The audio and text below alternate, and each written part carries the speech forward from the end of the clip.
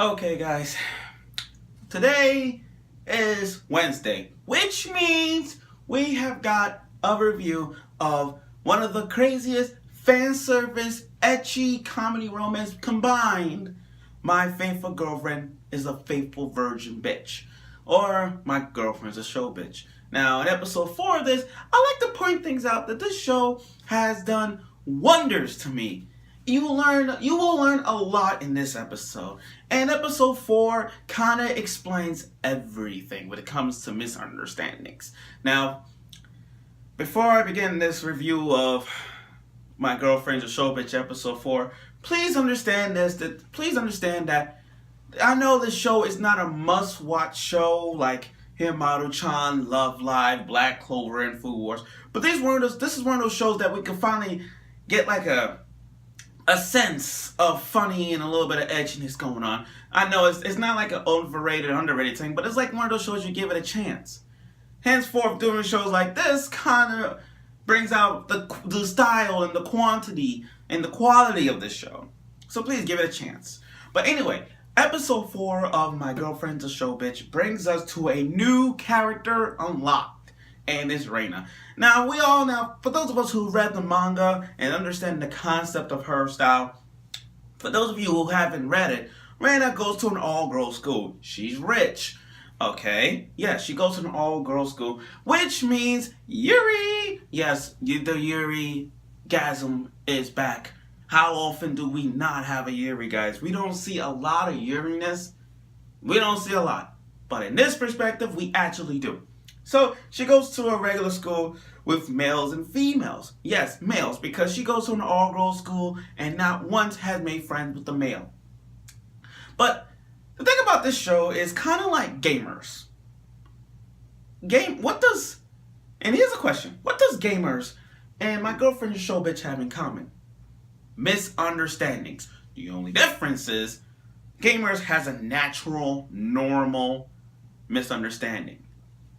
And My Girlfriend's a Sho-bitch, they took misunderstandings way too adultery. But anyway, Reina's introduced to everybody, and she said the dumbest things. You know, for a blonde-haired girl who kind of like want to know males, you're kind of taking it too far.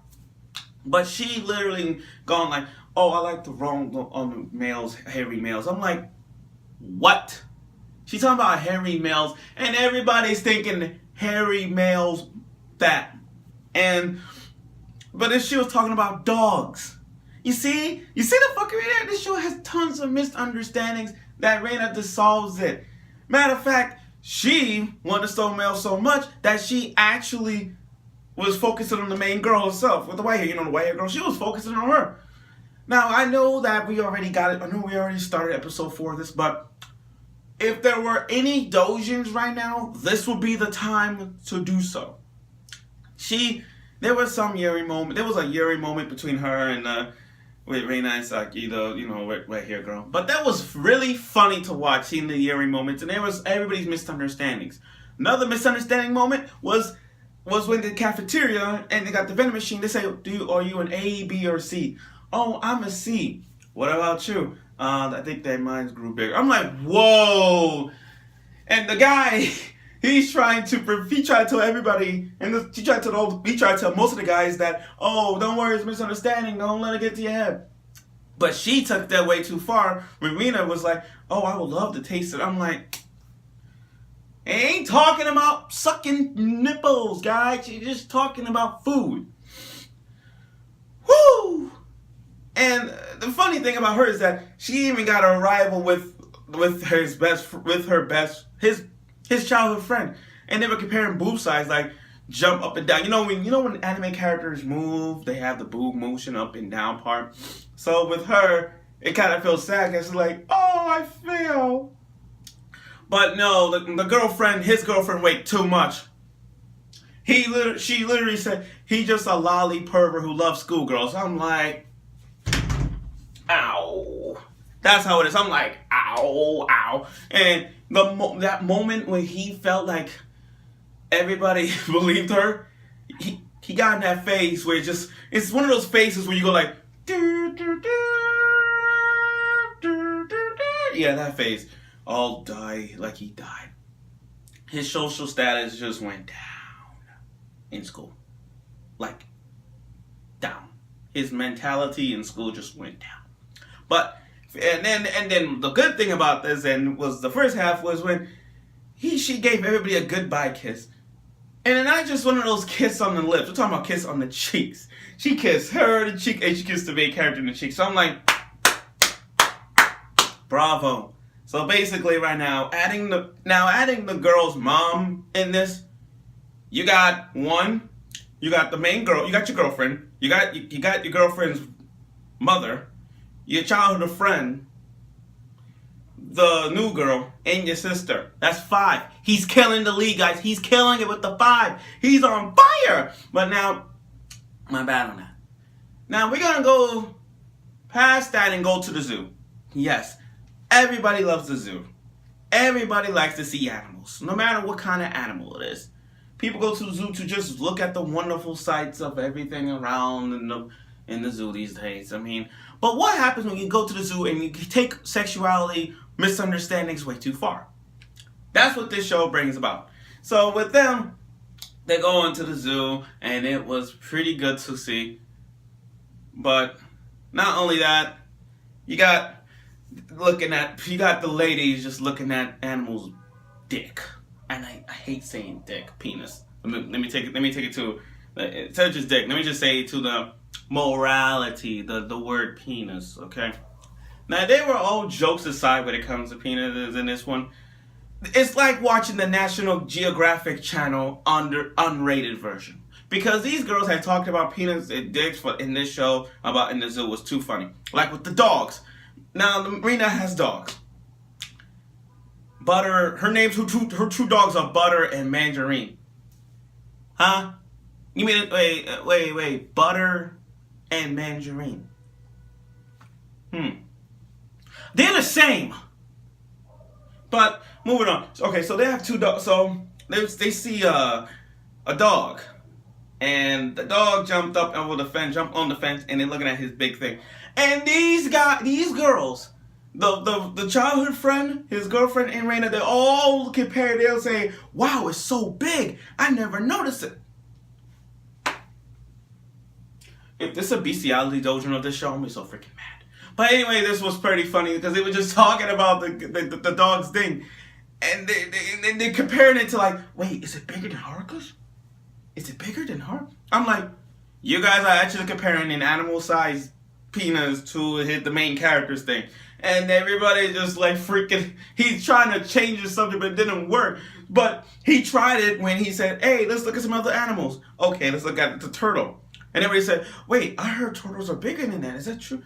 But then you got the background guy saying, wait, is that true? Turtles? Okay, let's go. Let's everybody go to the turtle. And I'm like, you guys are going to see the turtles and see if you actually believe that these turtles have bigger things than yours.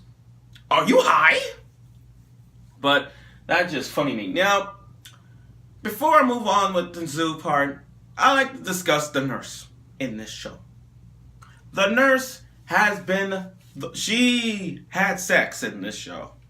It's been confirmed she has sex because it's like you see it, but you don't want to believe it type show. But let me tell you why. She walks in. Okay, this is how the funny part comes. She walks in.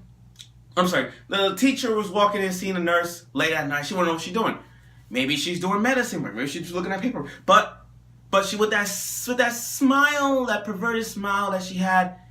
You see 2 guys on one side of the bed each. So you see one guy in the bed, one guy in the bed.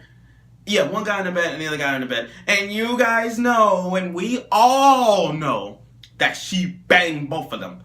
This is some perverted nurse we have never seen. Well, actually, the perverted nurse I could think of is probably her, or maybe the nurse from Shimamano Testament. You know, Basada's aunt.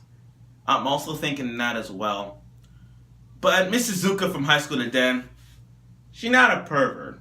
Only when she drunk and bath scene, then yeah, you count that. But that's just me. Anyway, we're moving on now. Okay, now back to what I was saying about the zoo. They were having so much fun in the zoo, But you guys, but for those of you who did this episode, why would you point the lolicon bullshit me, man?